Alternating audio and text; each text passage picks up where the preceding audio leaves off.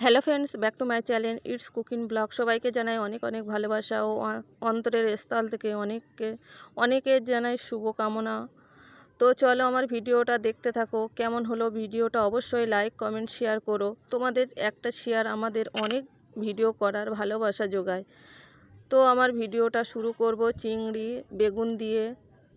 একদম ছোট থেকে বড় সবাই হাত চেটে খেতে ইচ্ছা করবে।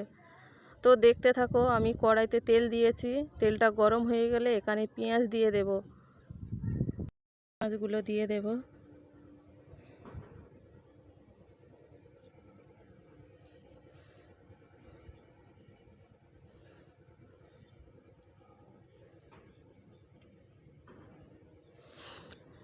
চিংড়ি মাছ ঢেলে দিয়েছি, নাড়তে থাকবো।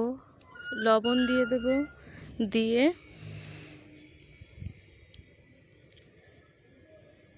একটু লাল মতো করে ভেজে নিয়ে সেখানে আমি দিয়ে দেব পেঁয়াজ। ভিডিওটা দেখে ভালো লাগলে লাইক কমেন্ট শেয়ার করো। শেয়ার কমেন্ট ভালো মতো করলে মন চায় যে আরও ভিডিও আপলোড করি, কিন্তু কমেন্ট না ভালো পেলে মন একদম খারাপ হয়ে যায়। আশা করি যারা ভিডিও করে তারাই জানে ভিডিও করাটা কতটা কষ্ট।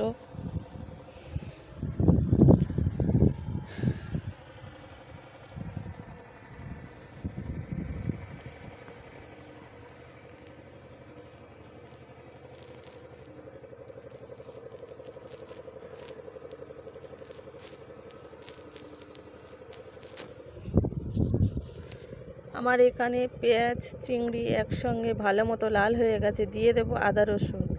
আদা রসুনের গন্ধটা চলে গেলে এখানে আমি হলুদের গুঁড়ো লঙ্কা গুঁড়ো দিয়ে আবারও কষিয়ে নেব।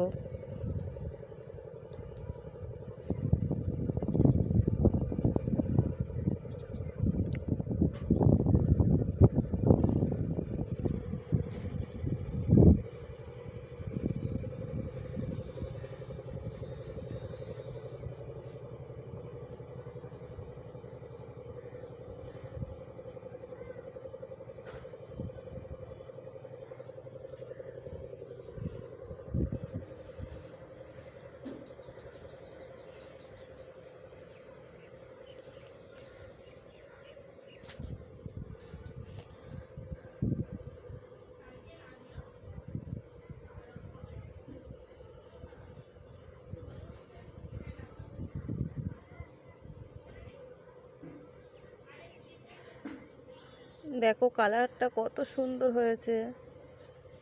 এরকম কালার দেখলে কার না খেতে মন চায়। আমার তো তরকারি কালার না হলে একদম খেতে ভালো লাগে না, মনটা খুব খারাপ হয়ে যায়। বেগুন আর আলু ঢেলে দিয়ে দেব।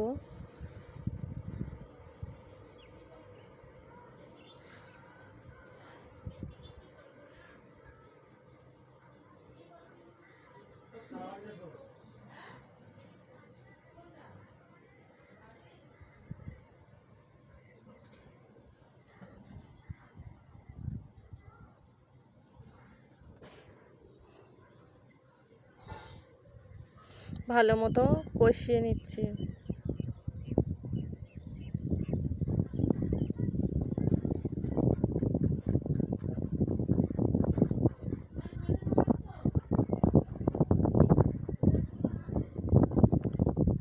দিয়ে দিচ্ছি পানি। পানি দিয়ে গ্যাসটা লো করে আমি এখানে ঢাকা দিয়ে দেব, কেন অল্প পানিতে যেন আমার ভালো মতো সিদ্ধটা হয়ে যায়।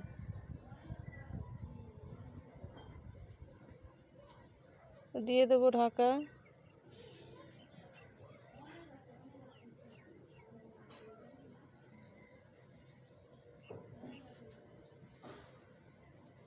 আমার রান্নাটা হয়ে গেলে আবারও